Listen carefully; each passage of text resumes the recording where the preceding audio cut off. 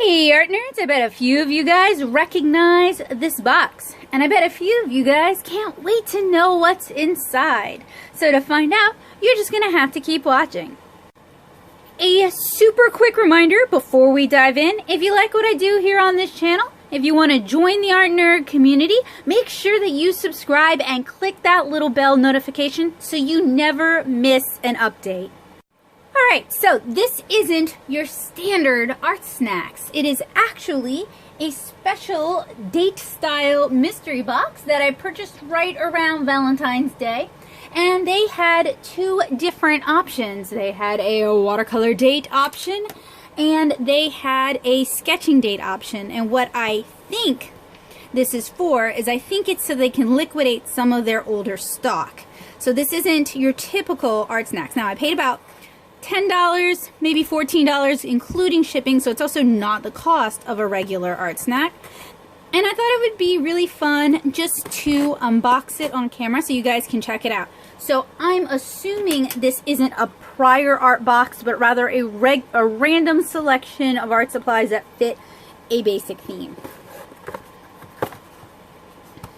So inside we have a receipt, which includes personal information on it, and apparently I was wrong. This is the Artsnacks July 18 kit. So this is from 2018 and this is from July.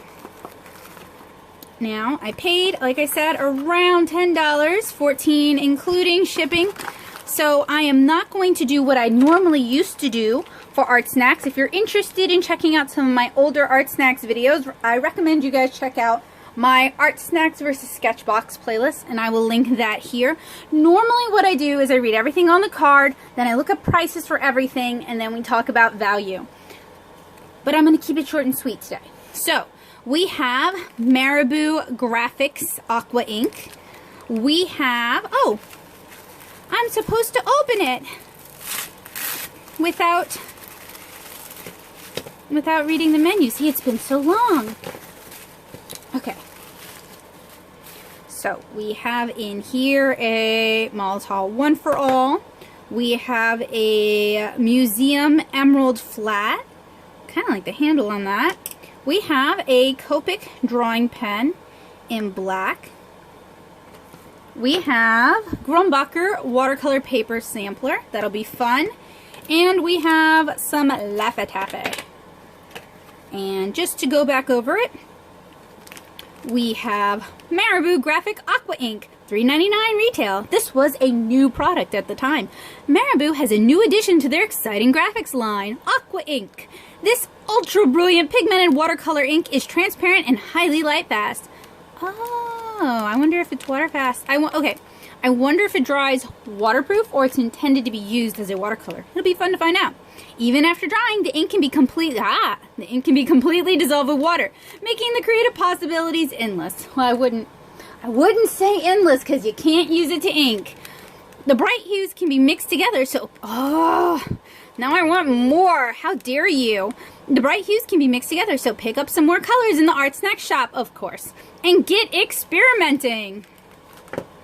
Molotov 1 for All acrylic twin marker, and you can see it has the twin tips, the twin tails, $10.25 retail. So, as someone who does like acrylic markers, I've always kind of found that Molotov is a little more expensive than I'd like to purchase, but they are refillable. However, in my area, Nashville, I do not always see the refills sold open stock. This is a staff favorite. 2 sturdy tips, 1 awesome marker. The Molotov 1 for All acrylic twin marker is well, man, once I can't talk, I cannot talk. Is filled with highly opaque acrylic-based ink that flows from 2 different tips. A 1.5 millimeter on one end and a 4 millimeter on other. UV resistant and permanent on nearly all surfaces. Yeah, really. Buy this for your kids. You'll find out how permanent it is. This marker will be handy for a variety of projects. To begin the paint flow, give the marker a good shake-a-shake-a. Then gently press down the nib several times on your art surface. Copic Drawing Pin F02, $5.95 retail. Get the feeling of a traditional fountain pen without the inky mess. Dear Artsnacks, you do know that you can buy cartridges for your fountain pens. You can also buy fountain pens that are disposable, so you never actually have to get your hands inky. Signed, Becca Hilburn. Alright, get the feeling of a traditional fountain pen without the inky mess. Another caveat. As somebody who does use fountain pens pretty frequently, and I can compare these for you guys, I don't necessarily feel like the drawing pin really handles like a fountain pen, nor does it really handle like a dip nib. It's sort of like, in my experience, kind of like using a rapidograph. Get the feeling of a traditional fountain pen without the inky mess. The Copic Drawing Pin features a stainless steel tip, perfect for inking and drawing. Achieve a variety of line widths by simply changing your writing pressure. It is not that responsive. It's not like inking with a G-nib. It's not even like inking with a Noodler's. It's kind of a steel nib for my fountain pen friends. Steel nail. Yes. It's like inking with a nail. The water-based dye ink won't bleed when used with Copic products or other markers. However, it's not waterproof. This was sold to me as a watercolor box. Be sure to let the ink or watercolor dry completely before using this pen over it. So that's not really surprising. Things that tend to be Copic proof, don't smear when you add Copic marker, tend not to be waterproof. There's a few exceptions. It's a little disappointing that Copic, who also make multi-liners, which are water and Copic proof, that they couldn't use that ink in this pen. But maybe, considering we have a fountain pen style nib, that is why.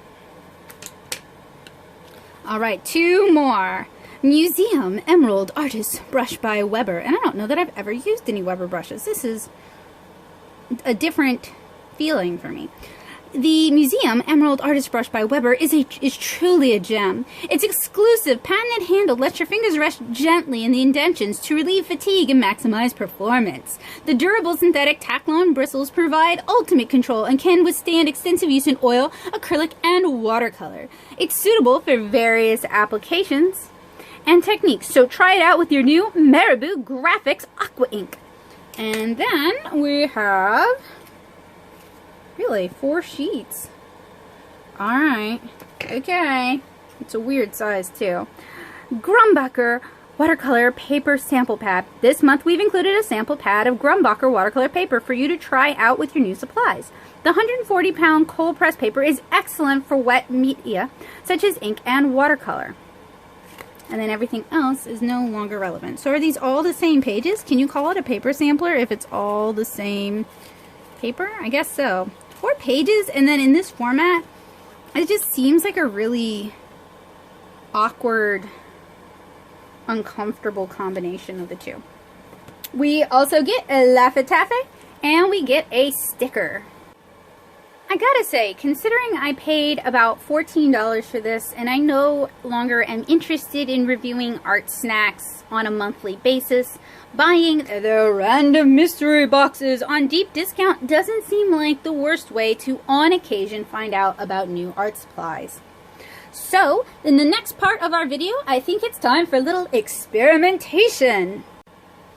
And since they so kindly provided this awkwardly sized sample pad for me to use, I think I'm going to use one of the sheets as a tester. So, let's go ahead and get started with our Copic Drawing Pen. No prep necessary, no loading a cartridge, no pushing a cartridge in. It just goes ahead and gets started. This is light pressure. This is heavy pressure. This is heaviest pressure. It starts to railroad. So the ink flow cannot keep up with too much heavy pressure. And if you push down too often, you will splay the tines on your nib. So that's not really something anybody is looking for. With this, you can draw to the side. You can draw upside down. You can draw ye old regular way.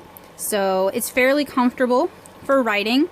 And just writing or drawing, sketching, doodling with one pressure, it seems to handle like a scratchy technical pen. I would say you can go from a 2 to a 5 in terms of comparing it to like micron tips or 2 multi-liner tips. So you get from a 2 to a 5 in range, which isn't bad either. This could be really helpful for doing like quick cross hatching, and it does smear. So that is our Copic Drawing Pen. I'm going to grab a couple of Copics. I've let it dry for maybe a minute. Normally I would say don't try inking, especially with water or alcohol marker, over anything. Don't try markering or rendering over anything that hasn't had a chance to dry for at least an hour. But alright, seems pretty good. Very smear resistant, so that is a good sign. To be honest, I was actually looking for a fountain pen that I could use with my alcohol markers, so I'm excited to play with this a bit more. I've had them in the past and they tend to die very quickly for me, so let's hope this one doesn't. So that is the Copic Drawing Pen. Next, let's take a look at our Molotov One for All. Alright, so we have 2 nibs. The caps do not seem to post, or I'm not getting the caps to post on the back. So you're going to want to hold on to your nibs. The nibs are very round, so if you put them down like this, they're going to leave you.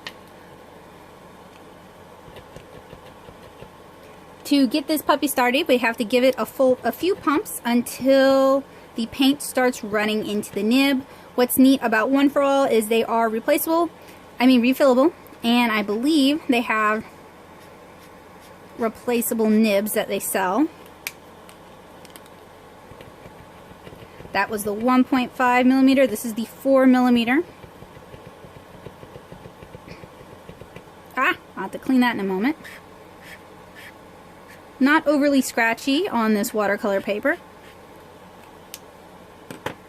So that so far is the One for All. I'm going to go grab a cup of water. Cup of water is handy. I'm going to go ahead and start playing with this Weber synthetic brush. It already seems more comfortable than many of the brushes I own. Alright, so that is what will happen if you put water on top of your Copic. The Copic Drawing Pen. Let us try. Yes. So this was still wet. You can use this to do watercolor-esque washes. With acrylic, you can add water until it is super, super faint. It should be fully waterproof once dry though, because acrylic contains a plasticizer that basically makes it permanent. So let us do that right there and let that dry fully.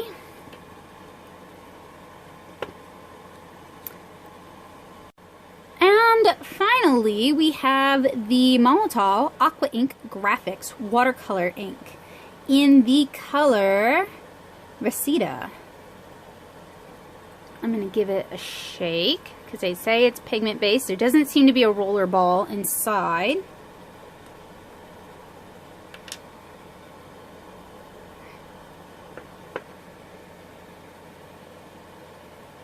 You can blend it with still wet acrylic ink to get sort of a like a neon green sort of color. Okay, so the Weber brush handles decently well. I think it's fairly comfortable in my hand. I'm going to grab a dip pen nib now. This is a somewhat dirty Tachikawa G nib. Dip it in.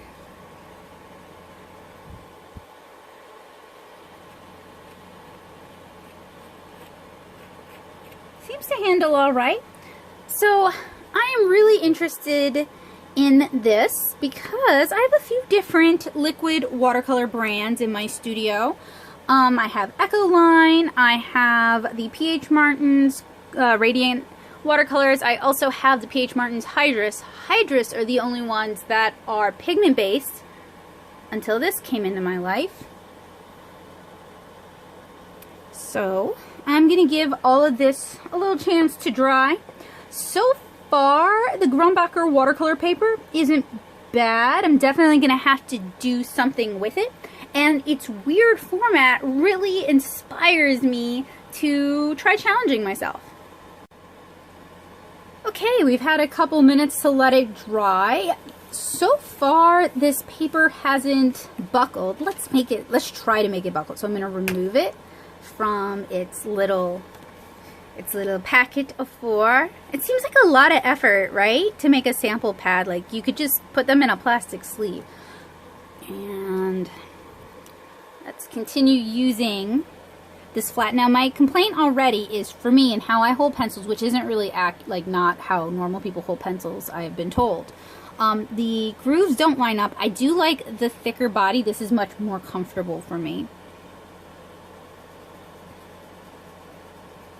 There's a little bit of movement with the acrylic, especially if I scrub, not too much. I bet if I let it dry overnight, there would be no movement. You can use acrylic inks to ink your watercolor pieces.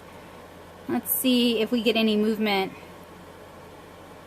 We do get movement even after putting the Copic on top of it. The Copic doesn't move, of course.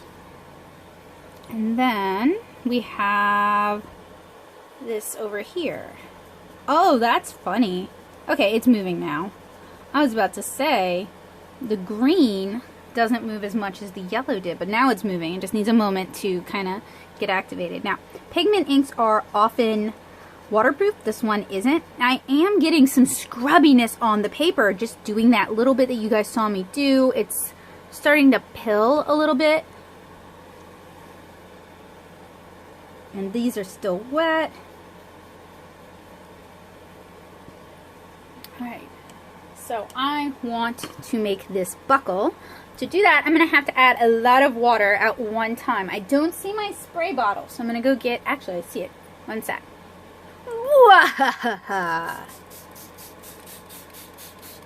Let's really saturate this and see if it buckles.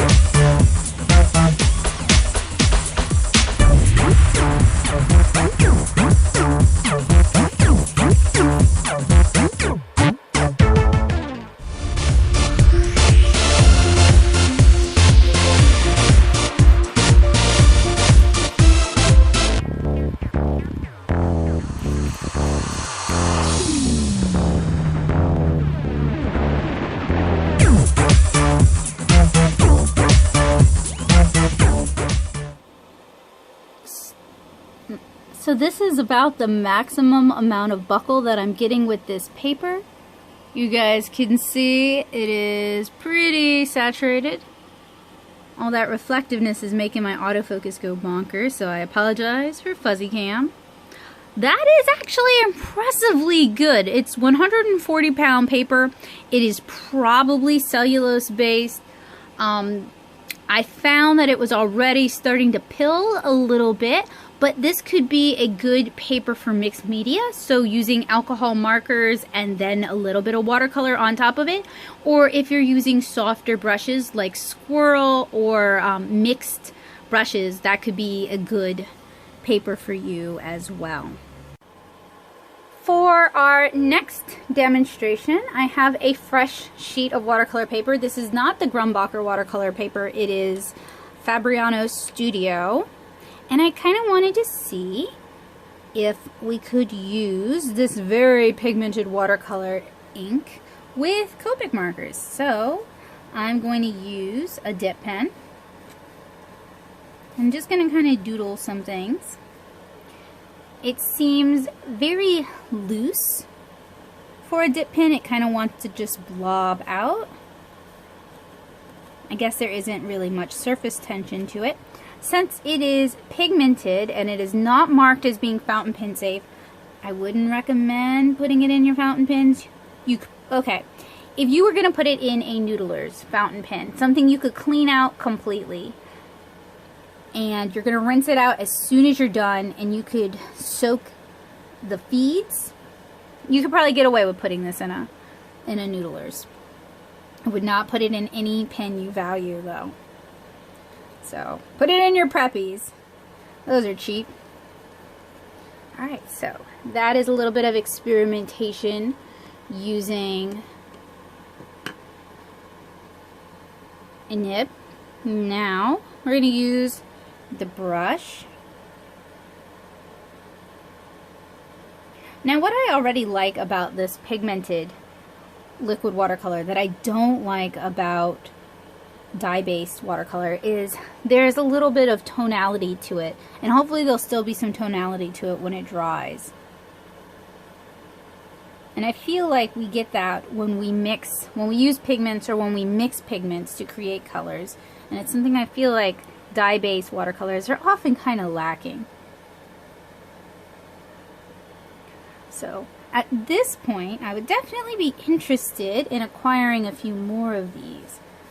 But I have some Jasper Stardust liquid watercolors coming in the mail soon, and I'll have a review of those. So I don't know if I really want to acquire a lot of liquid watercolors that I don't necessarily have time to review, especially since I haven't even been good about getting to my Hydrus watercolors.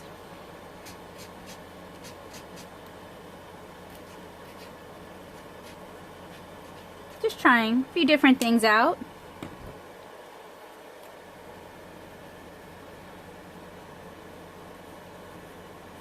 So I'm going to try these. These actually write decently well on watercolor paper. I'm going to try these with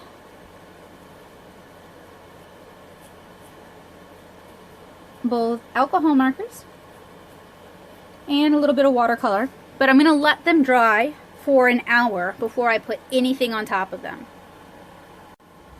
Alright guys, so this has had more than an hour to dry. I have a cup of water handy, and I also have an alcohol marker. I'm going to move these off to the side, and we're going to start by testing the Aqua Ink Graphics.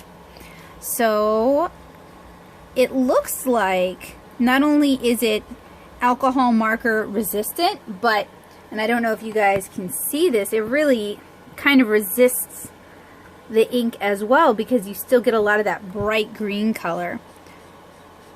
You can see it here. We have a bit of a resist boundary, which is interesting. This could make this for a very interesting ink. Next, we have the acrylic ink, and I'm going to just scrub over it so you guys can kind of see how the more you work over the area, the more it picks up some of the yellow. So you can see here we have a bit of green going on. So if you were to do maybe just one pass with an alcohol marker, I think your acrylic ink would be fine. I think if you're rendering a piece, putting a lot of time and attention into it, then it is going to kind of dissolve away that acrylic. However, if you want to ink your marker pieces with acrylic ink, you can always ink them after. You can use my lineless marker or lineless watercolor technique and then ink on top of it. And then finally, we have the Copic, which seems to be fairly alcohol marker resistant. Okay, next we need to do some water testing. So this is the Marabou ink, and it seems like it takes a moment for the water to kind of sit on top of it, but it does eventually reactivate it. So this is going to be another one that you want to use my lineless technique and then ink on top of it if you wish to use the Marabou pigment colors. I will also say that in general, when it comes to pigment fountain pen inks, those do tend to be waterproof, with both Sailor Storia and Platinum fountain pen inks being waterproof. Then we have our acrylic. I'm seeing a little bit of movement, which is surprising. Acrylic is supposed to be waterproof when dry. And then finally we have our Copic. So thank you guys so much for joining me in this little Artsnacks adventure. This can be a really good way to pick up some fun art supplies at a discounted price. In fact, I think I paid less for the box than what an individual one-for-all marker costs itself. Now, I was a little bit disappointed that we only got, it seems like, no, here's our 4. So we have 4 full-size products and then 1 sample product. But again, considering the price I paid, I'm pretty satisfied with it. If I were to have gotten this box, I don't know how I would feel. Some of these products are new to me or new for me to try in a new format, so I'm excited about that. I am appreciative of the sample. I love trying out new watercolor products, but I don't know how I feel about paying full price, which is, I believe, $20 to $25. It may be $25 these days for a full Artsnacks box. So I'm going to have links for all of these products in the description below. They will be Amazon links. When you purchase products from Amazon using my links, you are helping me out. You don't pay any extra, but I do see a small fee from that. So if you like what I do, if you want to support what I do, make sure you click the description and purchase the products from the links if you are in the market for those products. And again, if you enjoy my videos, please consider subscribing and make sure you hit that bell notification so you never miss a video.